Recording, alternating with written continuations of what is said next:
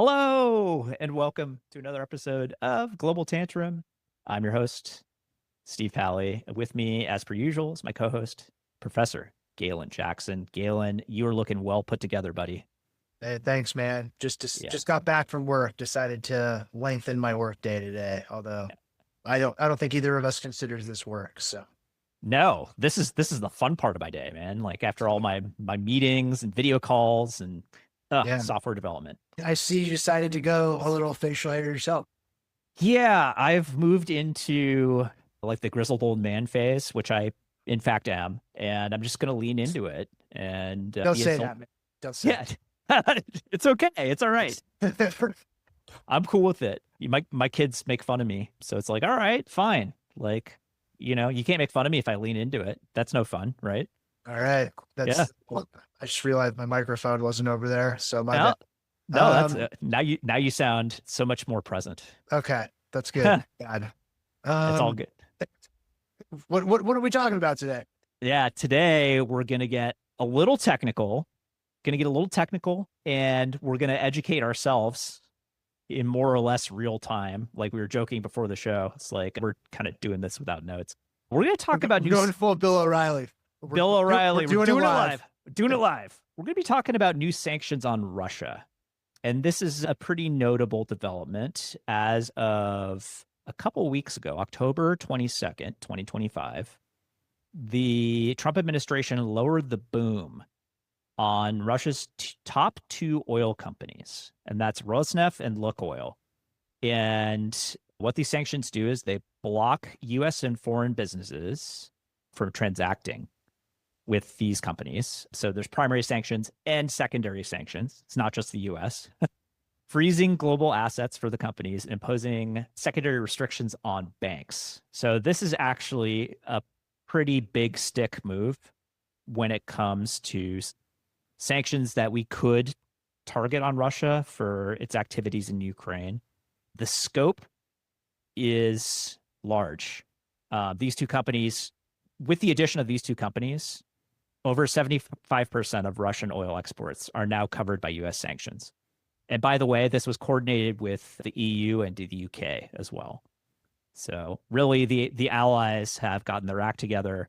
And this is notable for a number of reasons. But first and foremost is that neither Trump nor Biden had been willing to take this step prior to just a few weeks ago.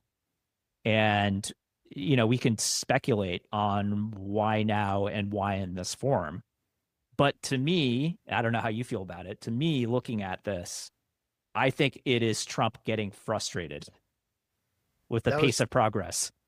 Yeah, that was the reporting I more or less saw, which even if I hadn't seen that reporting, that's intuitive. But, he said something, he being the president, to the effect of every time I have a meeting with Vladimir Putin, the meeting goes well and then nothing happens. Yep. So I think we talked about, he's tried the carrot. He offered what many people considered a deal that was quite favorable to Russia to end the war.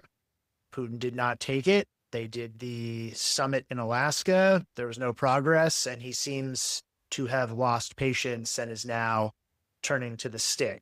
We're going to be using a lot of jargon today, so just to make sure people understand, secondary sanctions that you mentioned, that is basically saying not only, as you said, primary sanctions, not only can U.S. entities not do business with these guys, but the U.S. will sanction other countries doing business with them. And because of the centrality of the U.S. dollar and the U.S. economy within the international economic system, that basically is an impossible choice for third parties to make. Oh, no, it's a very easy choice. The Well, choice fair enough. is, Yes. yes. Basically, what the U.S. is doing is saying, if you want to do business with these Russian companies now, you will not be doing business with the United States. So it's us or them. And the two countries that this is mostly targeted at, by the way, in terms of secondary sanctions, are China and India. And there's good evidence that both of them are taking that threat seriously. And we'll get to that in a little bit. But first, maybe we should talk a little bit about the financial impacts on Russia because, like, this war has been going on now for, we're coming up on 4 years in Yeah. February, which is crazy. But yeah, it's been almost 4 years. We've had, we think, over 1 million casualties on the Russian side, and certainly well into the hundreds of thousands on the Ukrainian side. That is one way to measure quote unquote progress in the war. Another way is territorially, right? Where the Russians, I think, initially occupied between 25 and 30% of Ukrainian territory. They got beat back to, I think, 15%. And now they're hovering maybe around 18% and advancing at a snail's pace.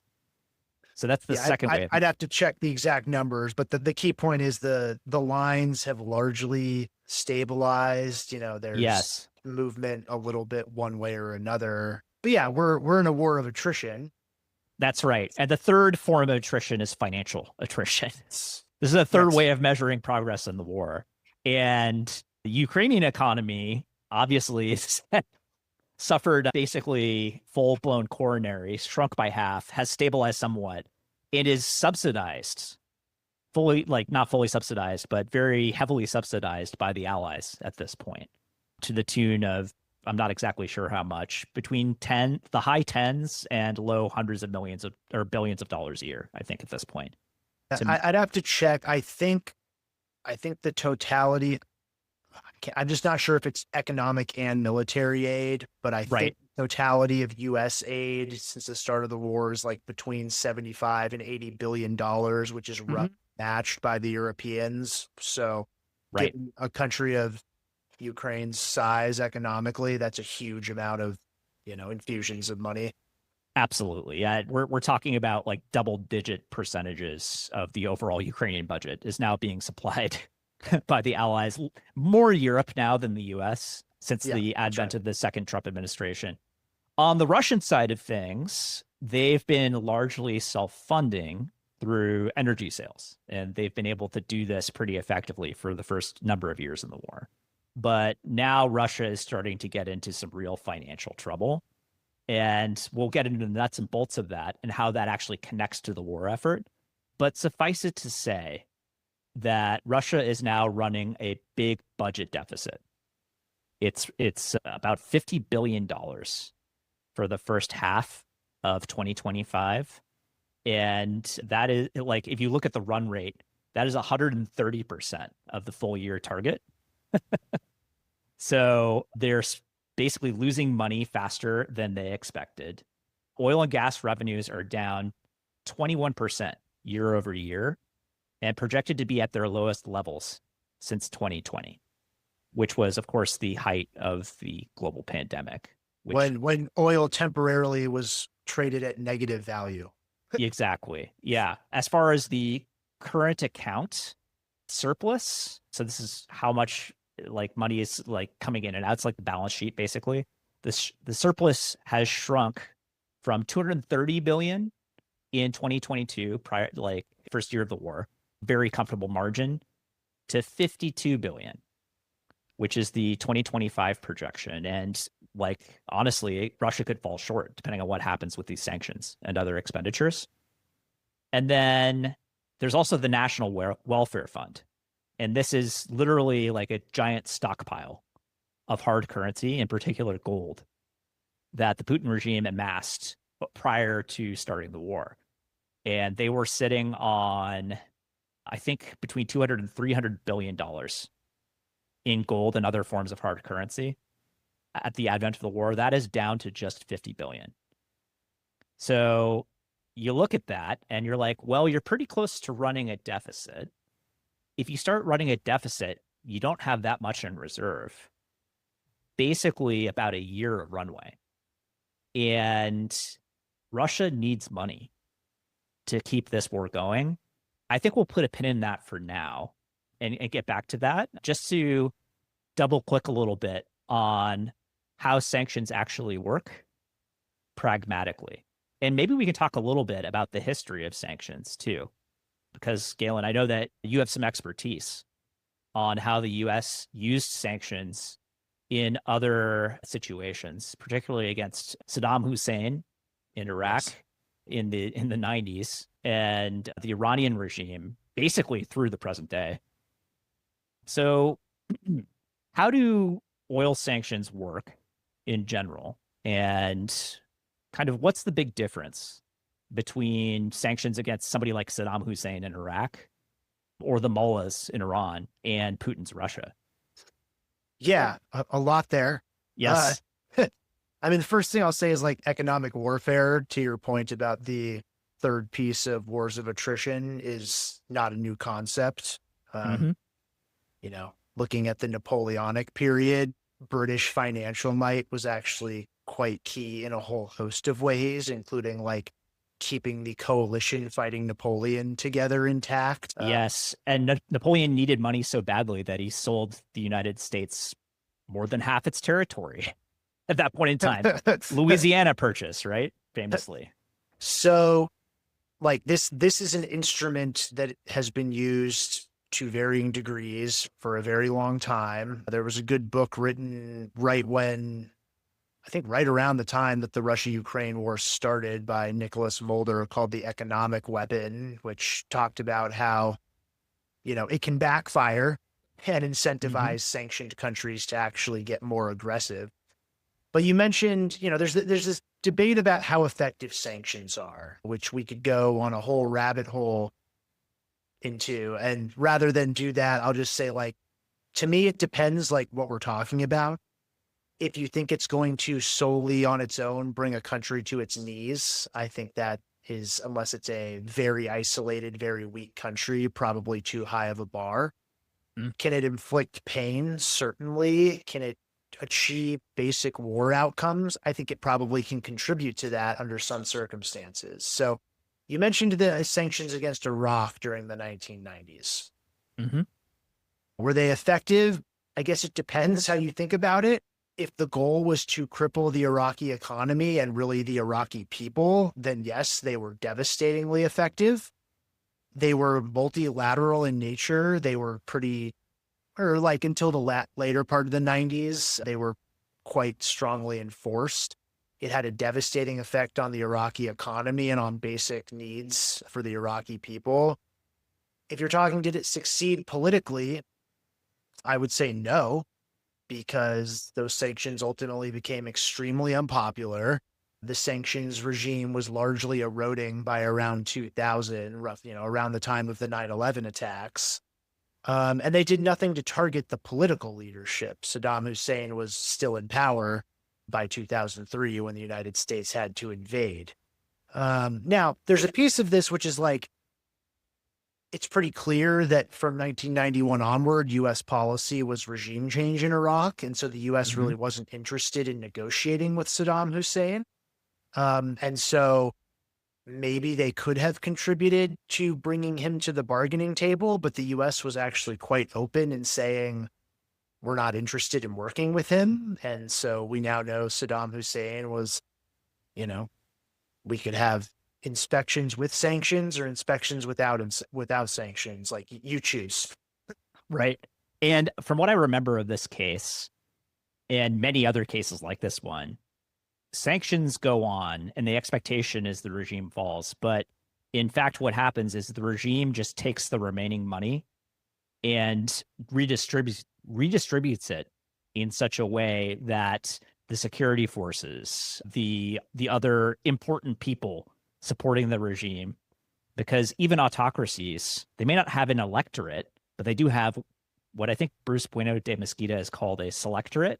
Yes, you're correct. Yes, I remember that from graduate school. It's this idea that like even autocrats rely on supporters. They need support from certain groups. So Saddam Hussein just turned around. He's like, okay, we have a smaller pie. I'm just going to give bigger pieces of the smaller pie to the people that actually matter. Everybody else can starve to death, which is actually what happened in Iraq, Correct. unfortunately. And we kind of watched this happen.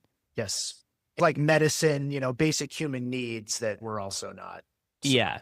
Yeah. So a lot of, in particular, children died as a result of this. And another person who was watching this happen, by the way, this is an aside, but I think it's interesting, was Osama bin Laden.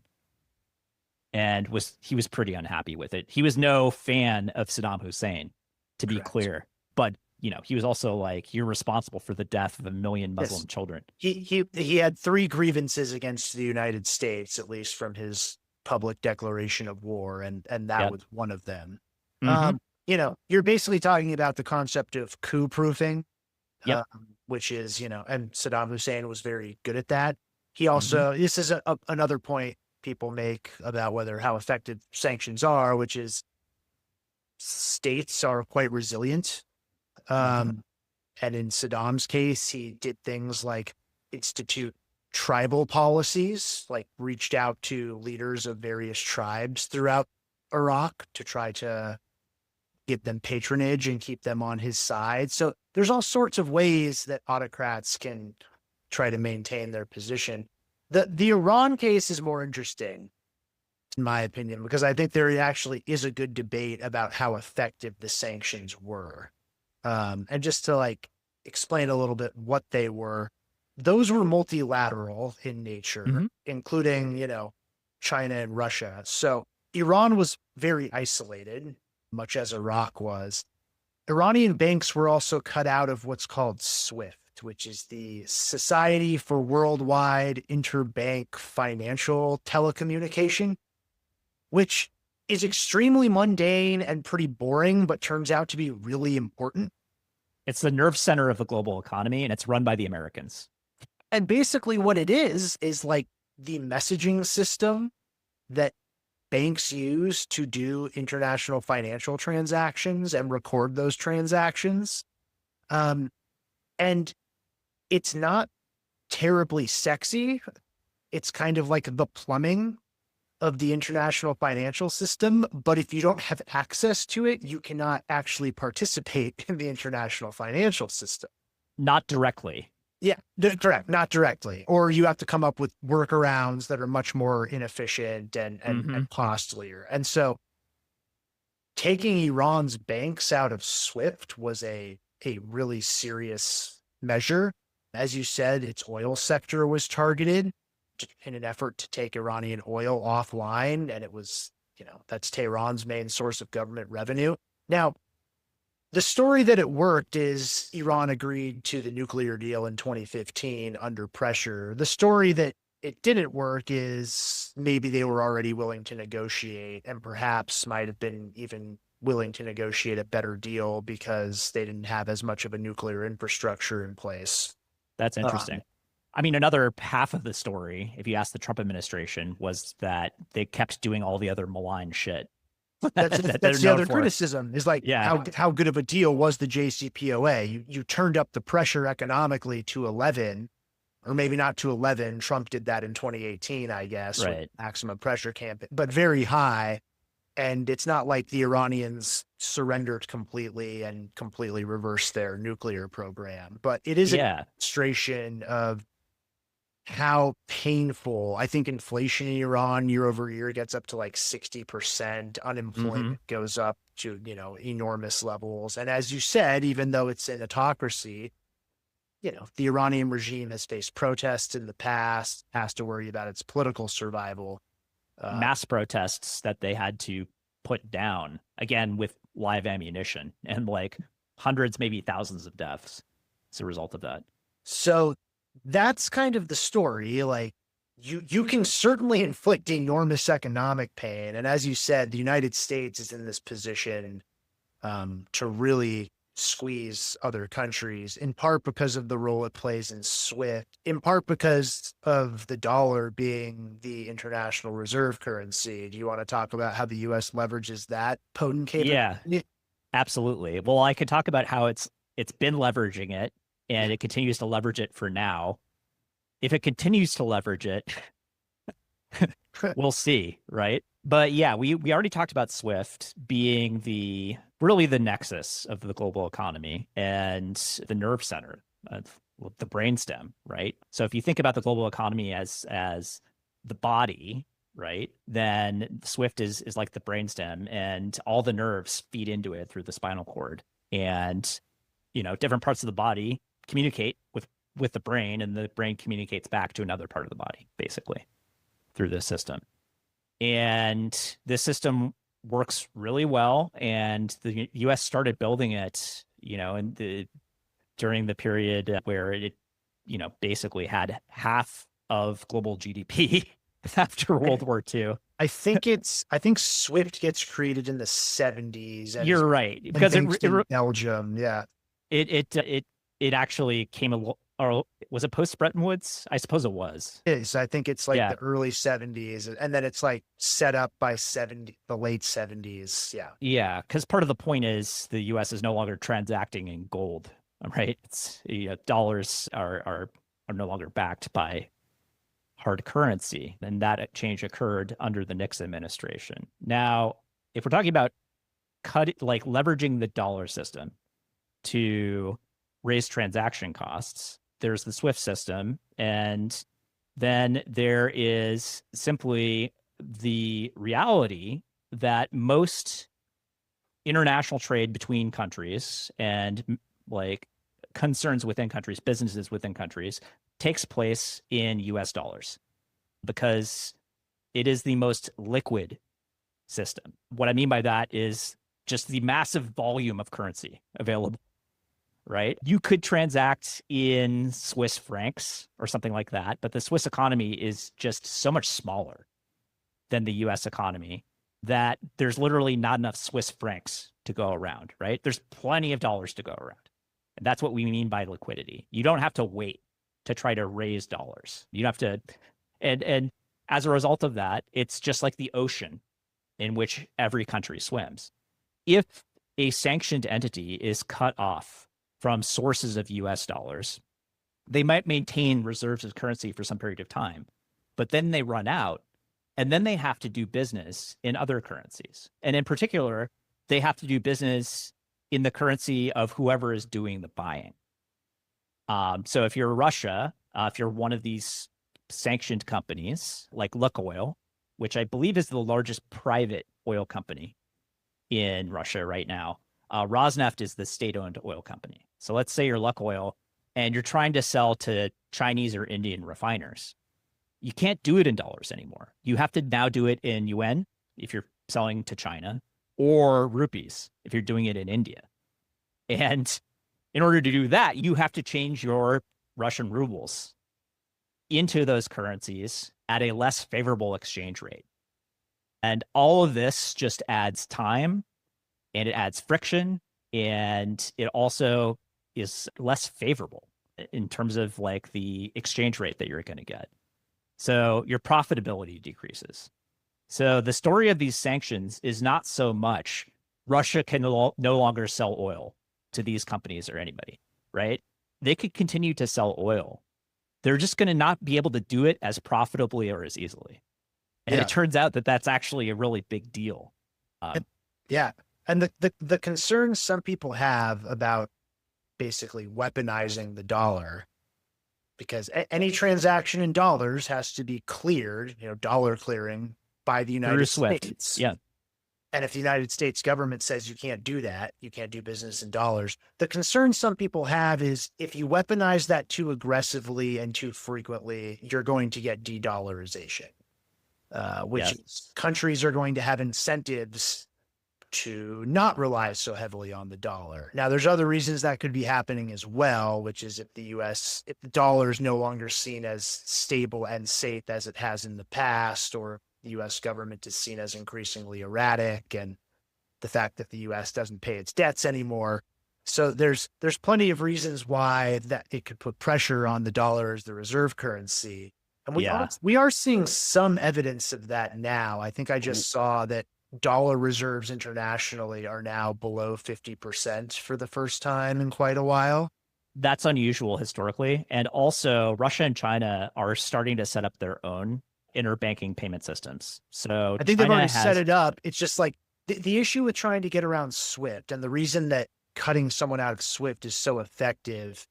Maybe tell me if you hate this analogy. Sometimes it's like you've got a poker game, and like there's one person's house it's always at, and someone else wants to go set up their own game. They need to convince everyone else to leave too. That's exactly or right. they I have love that no one to analogy. play with. Okay. Yeah. You're going to be playing online by yourself. Yeah. And so like Swift still has far and away Yep. more participants than the Chinese alternative now. And even though dollar reserves have declined, I think as of like July 2024, it was still above 60% percentage of international reserves held in dollars.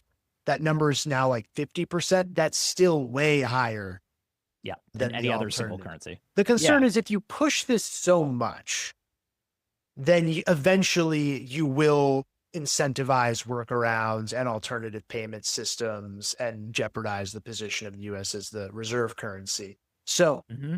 you sort of thought, though, that these sanctions on Russia targeting Rosneft and Lukoil was kind of the Goldilocks I formula? do. Like this roughly gets it right, in your opinion?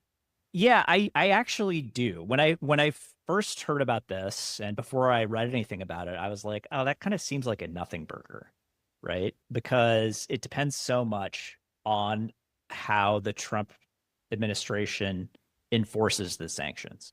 But then I thought about it a little bit more and I understood the context in which this is happening a little bit more.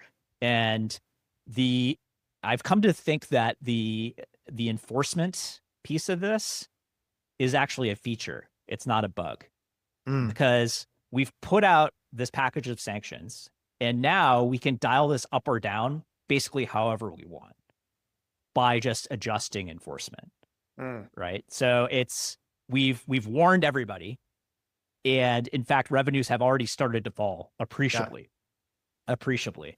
And this is before enforcement has even really started. There's a wind down period before the sanctions even take effect, right? So people are already taking it seriously. Maybe no more is needed. Or maybe we need to break some heads and, make some examples of some of these foreign entities that don't get the message. Seems like most people are getting the message already. yeah. And by the way, this is a point worth making. Like you could argue this can sometimes be a bug, but in this case might be a feature. Yep.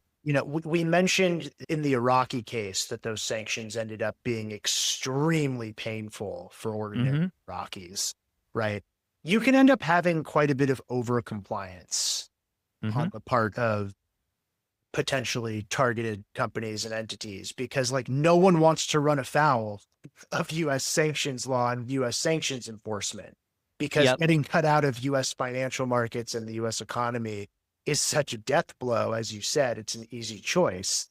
And so you actually might get a good bit of self-enforcement because everyone is so freaked out by this.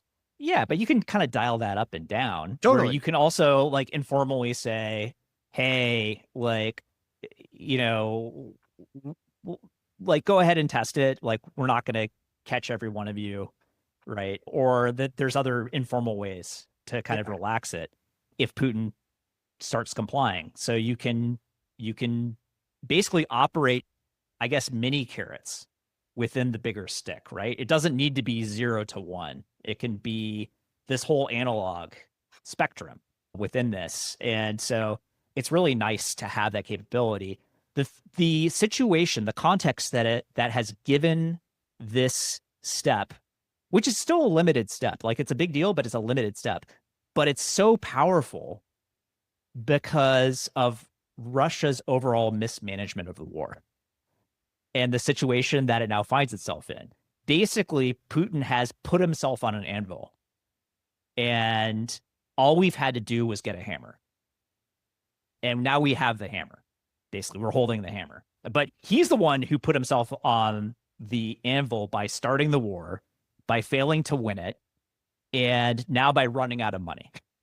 Well, you could argue the problems are maybe more severe. Like you mentioned the budget problems, which are Yes. severe. And as you were mentioning, like one way Russia has been able to sustain this war is by paying hefty bonuses Yes. to soldiers. And if you can't do that anymore, you're going to have to do conscription, and maybe that has political ramifications. But the other pieces of this Yeah. are inflation is already running quite high. And the other problem is Russia has an incredibly tight labor market right now. Hmm. because so much manpower is being deployed to the front or to work in the factories that are producing military equipment. And that's obviously going to increase the price of labor, which is going to require more money that the country doesn't have. And the other piece is when you're in Russia's position and so much of your revenue, your government revenue, is dependent on one commodity, in this case, energy, it's very difficult in the situation they find themselves in to be able to find some sort of workaround. They can't really take their oil production offline or decrease production or look for other forms of revenue. Yeah. So that's a difficult thing too. The other thing is like you mentioned enforcement. There's a variety of ways this could happen. So we were discussing shadow fleets, right?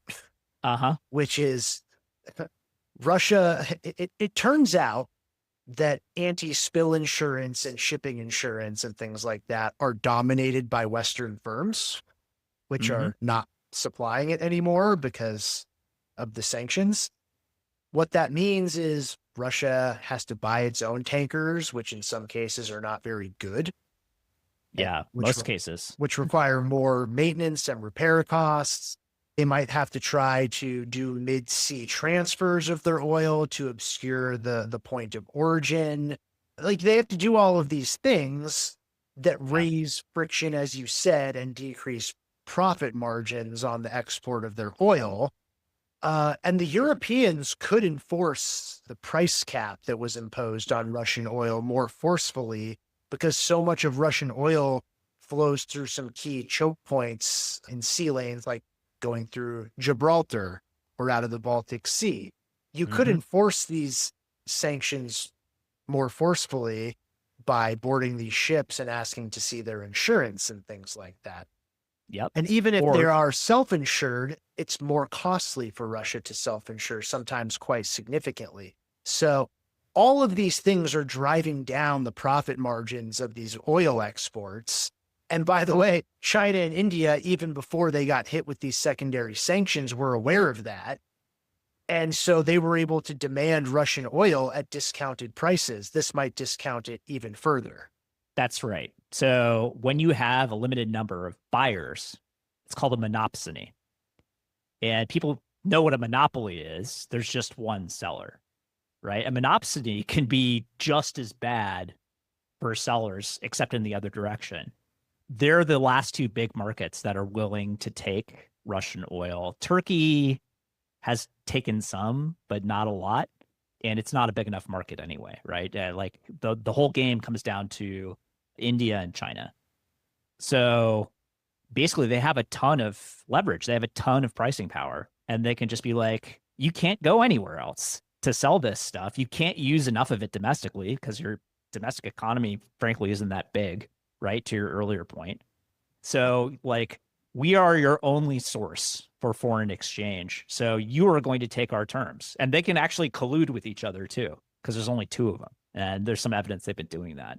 But now the United States is more directly involved and they're looking over their shoulders like, hey, if we're going to keep doing business with you, there's real consequences to getting caught. So I'm going to need an even bigger discount.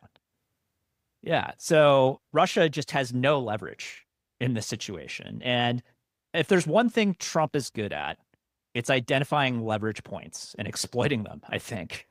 And I think he has a facility for that. Not to say that the Biden administration didn't also identify leverage points and exploit them, but like, the fact that he's doing this, his administration is doing this now in this way.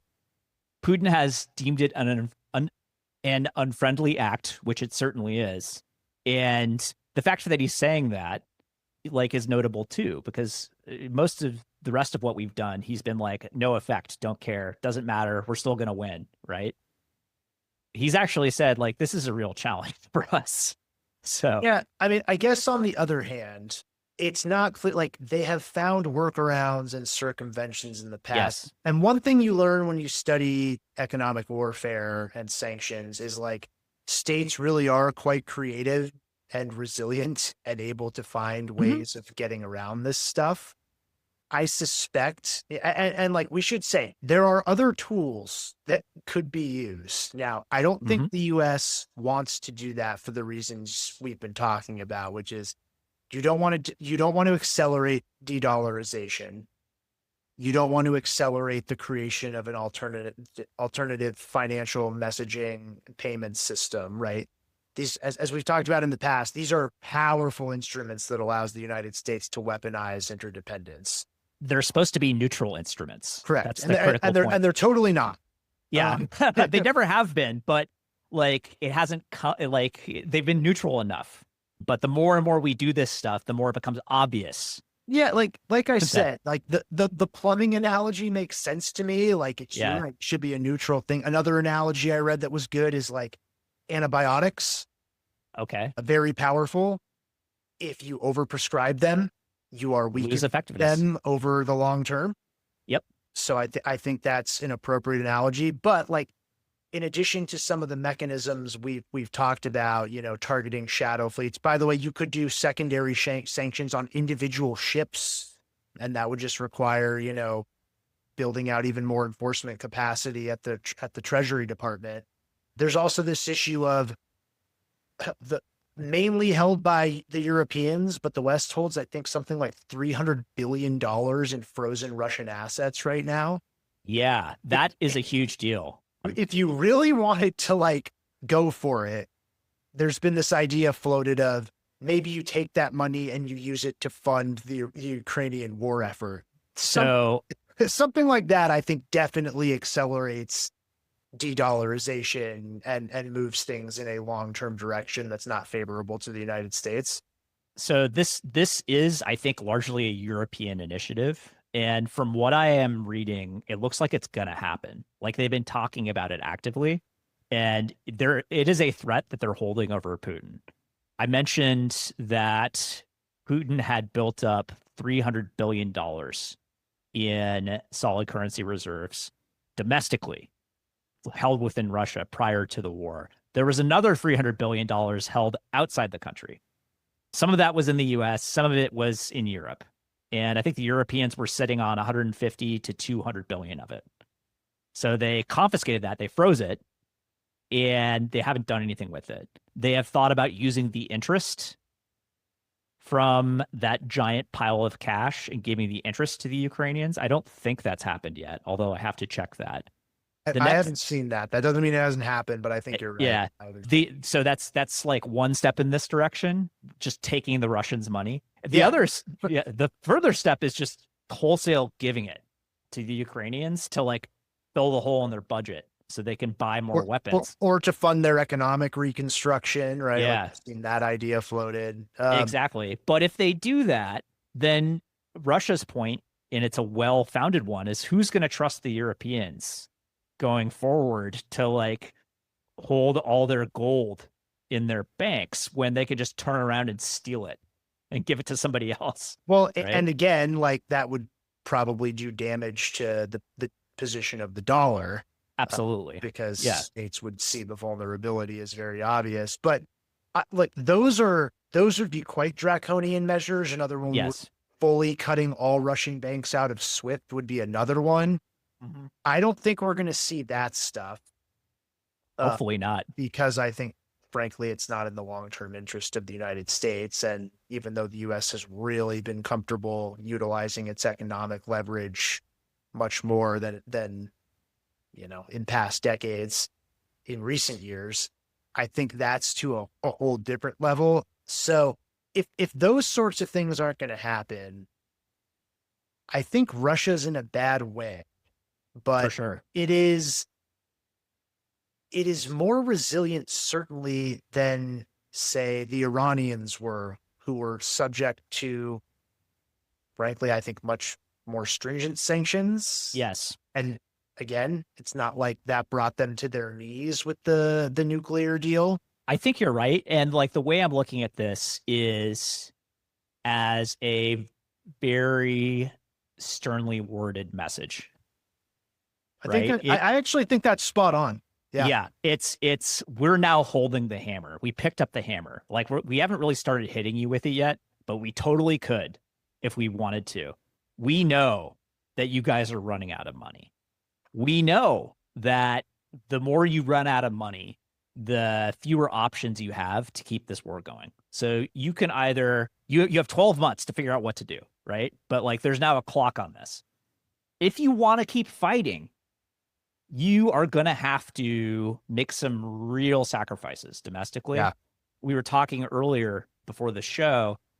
Russia's defense spending is now at 6.5% of GDP, and then another 2% on top of that in terms of for domestic security, which is repression, right? Yeah. They have these paramilitaries now and federal police and so on arresting protesters. And But just to put this in a little perspective, like with the Russian economy is what, like $2 trillion roughly in GDP, yeah, 2.5, something like that. The U.S. economy is like 30. Is that right? 35. Something Yeah, like that. it's big. Yeah, so the U.S. as a percentage of its GDP is less than half spending on its military than Russia currently is, despite having an economy like whatever 15 times larger. Yeah. So it's just Yep. like these are crushing levels of military. Yeah, these are in particular they're Soviet levels. Yeah. So the Soviet Union was a totalitarian state. Russia is not currently a totalitarian state. Could it go there? Yes, it could. And that's what Putin is going to have to do if this continues and he wants to keep the war going. Like that's kind of the choice being offered to him right now. Or he can take a deal and declare victory and go home. So the choice has been sharpened. He didn't take the deal last time. Right. I'm a little concerned that he's going to go totalitarian because look, you can be at 8%. You could be at Soviet levels in the 1980s when they were fighting in Afghanistan, but there's levels up from there. You want to talk about Germany in World War II? We're talking a quarter to a third of GDP directly into military and security. Let me check. Yeah. I check. Yeah. So if Putin wants to continue and double down, which is the only thing he's done this entire time, then that is what Russia will come to look like. It will come to look like Nazi Germany. Okay. I mean, I'm just looking at Wikipedia. So Yeah. give the source. Military spending as a percentage of national income, 75% by 1944. Okay, that's 1944. I think earlier in the war and during rearmament, right? Yeah. Russia, to be clear, Russia is not being invaded Yeah. like Germany was in 1944, right? It's invading another country. It's acting like it's been invaded, but these are not the same things, right? There's one other piece of this that I think we need to talk about, which, yeah, again, we've talked a lot about weaponized interdependence. The classic case is the so-called oil weapon, right? So the embargo on the United States for its support of Israel during the October 1973 Middle East War. Now, it's actually not so much the embargo. Oil is traded on a global market. It was the production cuts, which really constricted the supply, and the fact that the petroleum producing states, principally in the Middle East, became much more in control of their own oil sectors than they had been prior to the 1970s. One of the reasons that the Biden administration, which people will remember when the war started, took a very, very strong stance against the Russians and, again, really wielded the economic weapon quite heavily at the outset. One of the reasons it held off on the sort of thing that Trump just did with these two Russian energy companies was that inflation in the United States was running super high. And if you took Russian oil off the global market, that would have a major impact on gas and energy prices within the United States. The argument now is inflation has cooled, and potentially you can get away with doing this without seriously rising energy costs within the United States. This was also a critical argument, by the way, in the Iran case, which was prior to really Obama's second term, there was this concern, hey, if we take Iranian oil off of the global market, we're going to have major energy price spikes. And as recently as 2008, I believe, was the highest oil prices had ever traded. I think they went up to like $150 a barrel or something like that. I remember that. That was insane. I remember that too because I drove cross country in the middle of it and it completely sucked. Yeah, Uh, brutal. yeah, it was brutal. Now, like one of the reasons that changed was because of the shale revolution and horizontal Hmm. drilling, and the fact that the United States is now producing enormous amounts of natural gas and oil. Hmm. So, presumably, the United States can make up for the shortfall of some of this stuff. It's the You same. know, there's another country that can as well, Venezuela. Hey, Kind of close to home. We talked about those guys somewhat we did an recently. episode on that. I mean, another Yeah. good point though, right? Like if you take Venezuelan oil off, has the largest proven reserves in the world, that would have an impact. But Yep. this is one point people who are in favor of the shale revolution make is it's like in national security terms, it is significant. I've read that Putin was quite upset when I those bet. technologies proved that they worked because it really decreased U.S. vulnerability. Not just him, also the Arabs. Totally. Yeah. Unlike in 1973, that couldn't be wielded as a political weapon. So Yeah.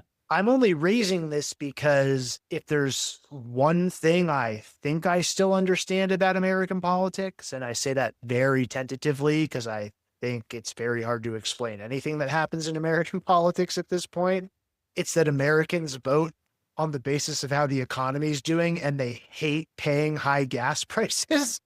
Yeah. Uh, so we will have to wait and see how the global oil market is doing, because if things start to change in that respect, the appetite for wielding these energy sanctions, I suspect, will severely decrease. Yeah. I think that's right. From what I am reading, the production forecast for 2026 across the entire global oil market is one of surplus at the moment. Like, even with Russian oil being taken off the market to the extent that it has, and we're talking about sanctioning 5%, I believe, of the overall global oil supply as a result of these new sanctions. Yeah, So, I think that was roughly right. Yeah. yeah, so pretty significant. It doesn't sound like a lot, but you think about how efficient the global oil market is and how there's not a ton of overshoot or undershoot. Like, it adjusts very quickly. It's like there's still enough production to go around. The Saudis, for instance, can increase production. The Iraqis are coming back online. Who knows what's going to happen with Venezuela? But if Venezuela were to get a new government at some point in the near future, that's a big deal. Our relations with the Brazilians and the Canadians are not the best at the moment, but these are also major energy exporters, right? So yes, it's fuel oil, but it's also just energy prices in general. I mean, the one other thing is like Europe still gets a decent percentage of its natural gas from Russia, which is Indeed, it does. sort of weird, actually, given the political context, but I think it's something like 15 to 20%. I have seen the idea of the Europeans stop importing that and replace it with American liquefied natural gas. We're not quite able to do that yet, I think, on either side because of just the infrastructure, the ports. Although I know that the US is working on that. But if you think about it, like the Russian pipeline is going to be cheaper for transport than having LNG, tanker ships Yeah, well, across I the guess Atlantic. one question I have for you is like, it seems like in some ways, I guess we could debate this, but in some ways, the key players here are China and India Yep. and what they're going to do. Like, do you think they're going to keep importing Russian oil and just demand severely decreased prices? Or do you think that these sanctions are going to scare them off? I mean, it's a good question, right? We know that the Chinese have been building renewable capacity like crazy for reasons like this one. But And they also now have like a strategic petroleum reserve. Or they're building mhm, major oil reserves right now. yeah, that's right. But the spice must flow, right? Like, these are two massive economies that are growing really fast. They need reliable, cheap sources of energy. And if I'm India or China, I'm looking at this, and whatever the advantage is going to be arbitraged away, right? In terms of like, I need to be compensated for the risk that I'm taking. Right. So whether or not they continue to buy or stop buying, I think it basically ends up the same way. It doesn't end up the same way for India or China. Like they need to find alternate supplies, right? But it ends up the same way for Russia, right? Because either the price goes down or the supply goes down or the purchasing goes down, one or the other. Like I don't see a way out of that unless India and China are just completely over a barrel and there are no alternate suppliers in the short run. But then if I'm those countries, I'm looking like crazy for new Yeah. partners, You know, and China still imports lots of oil from the Middle East. Like of course. yeah, I don't think that's necessarily their Yeah. problem. And if I'm the Saudis or the Iraqis or whoever else, like I'm ready to step up to some extent. I'm waiting to see how this plays out. But yeah, if I'm OPEC, right? Yeah. So yeah, it's a reasonable question. I just wonder what Putin's going to do because he can still move, he can still go forward. The Well, risks like increase. this I think is the biggest objection to like the sanctions work argument, which is They don't have to. well, they precisely now, like, I'm not going to go all the way to the side of like, as you were saying, autocrats do still have to worry in some ways, even more because Yep.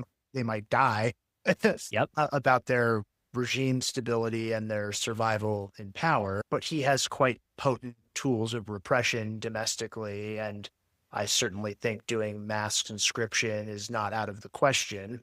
Yep. And as I was saying, states can adapt in all sorts of ways. But the key thing is he clearly places enormous political value on the outcome of this war. And Yeah. like, if it's a matter of weakening Russia's ability to wage war over the long term, maybe that has an effect, although even then I think it would be down the road. But if it's a matter of changing his political ambitions, I think that's an extremely high bar to clear. And maybe you're right. Like, I actually thought what you said about this is like a warning shot is pretty good. Like, as you said, it could be ratcheted up further, and then there's like even more severe like nuclear options that we talked Oh about yeah. down the road. But it's not clear to me. I'm not convinced that this is going to lead him to change course. I guess if I were putting money on it, I don't think we should expect to see a drastic shift in Russian policy. Not yet. Unless the enforcement gets ratcheted up or the United States decides to do something severe, like actually cut all Russian banks out of SWIFT or something like that. Yeah, that's one way this could go. But yeah, the choice still resides in Putin's hands, right? He still gets to decide what to do, and we're not taking the option away from him. He still has 12 to 18 months of runway. Current state, again, that could change up or down depending on all kinds of different factors before a potential fiscal crisis when the state runs out of money and can't get more. But there are options. There's mass conscription. He's shown no willingness to do that because it's politically risky. We've had one semi-aborted coup attempt in the form of the Prigozhin. Wagner thing, yeah. Yeah, the Wagner Prigozhin convoy, whatever that was, right? That was a while ago, and he ended up eating a grenade in his private plane. Whoops. But it's like there are a lot of stakeholders here. And we know Putin is paranoid. We know that he has staked everything, seemingly, on winning in Ukraine. But I also think that seemingly does a lot of work because he wants to be seen as staking everything. That gives him more leverage over the terms of the settlement, right? If he's like, oh, this isn't actually that important to me, then he loses leverage whenever, a settlement gets announced. I think he's arrived correctly at the conclusion that he's never going to be able to beat Ukraine. and it'll take probably too long to take over these four territories that he's trying to take over, and it'll be too expensive. So it's like, is the clock going to run out on him before he achieves these objectives? Probably, probably, and probably well before then, he's going to need to make a choice on whether to go forward or stop where he is and take his ball and his winnings and go home.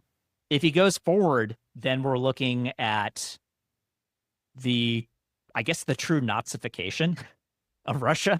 It's like, I'm trying to think of a better term for it, but like full blown fascism. Well, right? I mean, Where yeah, which some people think that's already the case. Although it could be, yeah. But I would call what's happening right now as like mild or partial fascism, right? mild fascism. Yeah, but like turning Russia into a full blown war machine where nothing is getting built except for military stuff. Nobody's doing any work that doesn't relate to the war effort. There's still like people coding in Moscow and working in coffee shops and stuff like that. You know, there's still like fashion shows, things like this going on. Like none of that stuff happened in the middle of World War II in Germany, right? Yeah. So it's like if Russia were to turn itself into a conquest machine, then like that's kind of what it might take for the war to continue under. Well, it also raises the question of whether like the price just went up, right? Like if let's say, I don't think this is going to happen, but I think your analysis is interesting and over the long term probably correct, which flips on its head what the conventional wisdom was for a while, which is like you have a war of attrition typically favors the bigger side, right? And the Ukrainians have certainly fought tenaciously, but over the long term, presumably Russia would be able to lean on them. Now, Ukraine obviously has enormous amounts of assistance from the Western alliance. The financial piece is significant.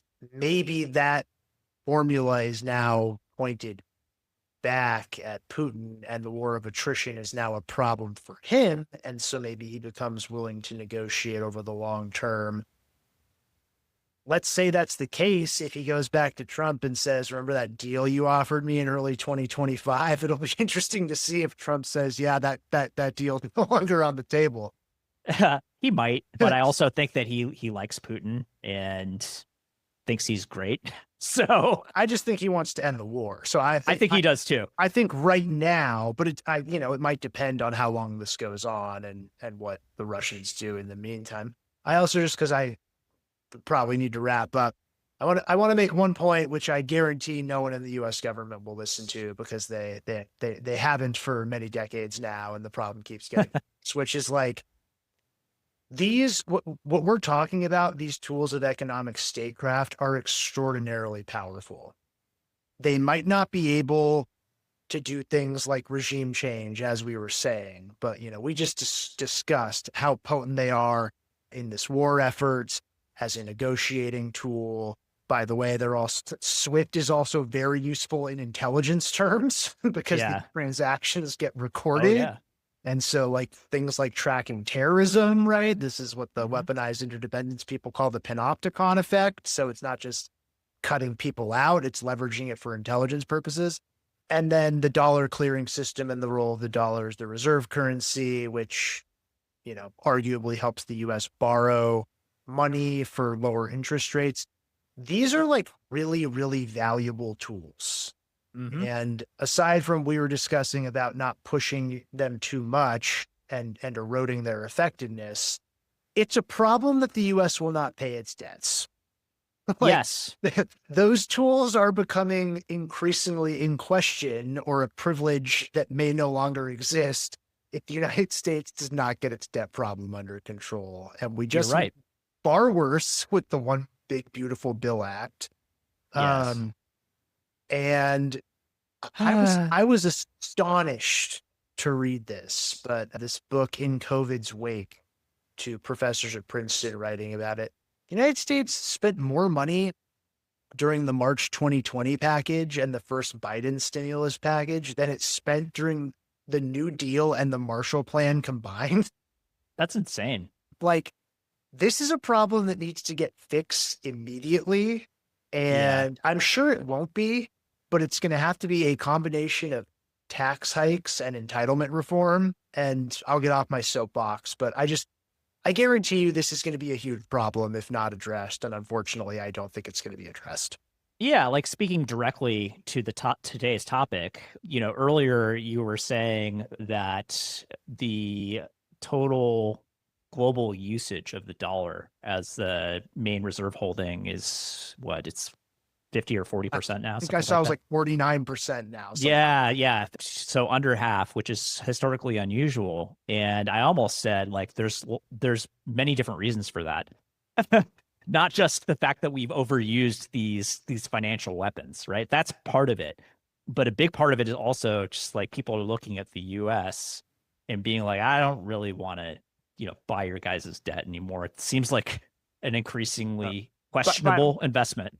by the way, I'm looking at the IMF from October 1st, and the number they have is 56. So maybe it's a little, Okay. but still down, still in a dominant position. Yeah. But, this was a concern after 2008, and the situation is much worse now. Oh yeah. Like, Yeah, it certainly substantial. is. Yeah. And the notion that we're going to be able to quote unquote outgrow the debt seems risible to me. We're It, likely it, to have a it full is. coronary, yeah, It before that is. happens. You mentioned one reason is the reserve currency is because it's the most liquid. Mhm, That's, but it's also seen as safe and reliable. And mhm. I think that is much more in doubt than it used to be. Yes.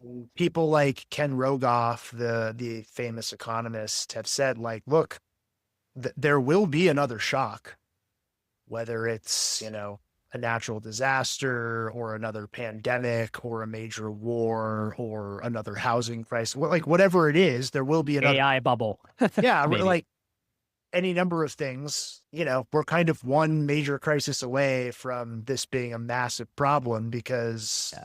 interest rates did not stay historically low Yep. forever. And the United States now spends more money annually servicing interest payments than it does on its military, which is Yep. far and away the most money any single country spends on defense each year. So uh, That's right. I hope it's something that people start to take seriously, but I have been disappointed my entire adult life, so I don't see why things would change now. No, I don't think. I think this is one that people will take seriously in retrospect, unfortunately. And they'll take it really seriously. But that remains to be seen. Another good episode in the books. If you like what we do, remember to like and subscribe and share with your friends. I can't do it, man. You've got to do I'm the hype man. it. I guess we'll see what happens to Russia and Ukraine. And until next time, this has been Global Tantrum.